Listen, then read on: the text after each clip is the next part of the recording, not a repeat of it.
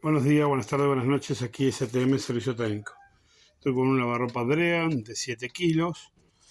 Y bueno, pasó lo que tenía que pasar en algún momento. Estrella rota, pedazo de estrella. Empezamos con el famoso ruido. Ruido. Se rompió la estrella. La comió el jabón. Pero no obstante eso, se rompió la cuba. Y el pedazo de cuba no está. Así que quiere decir que saltó en algún momento.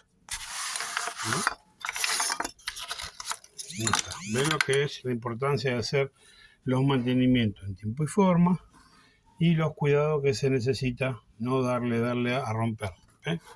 Esto ya había roce, ahí había roce. Entonces a lo mejor se trabó algo o se pudo haber roto un pedacito de esto anteriormente, antes que se termine de destartalar.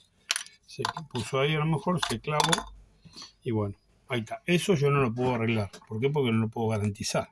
Entonces acá lo que nos queda es cambiar media cuba. Perdón, la cuba, porque la otra es la tapa.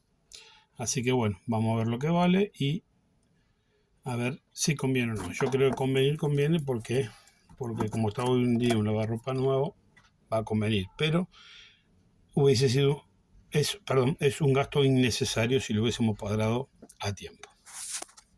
Bueno, si te gustó el video, déjame un me gusta, suscríbete o hazme algún comentario. Gracias.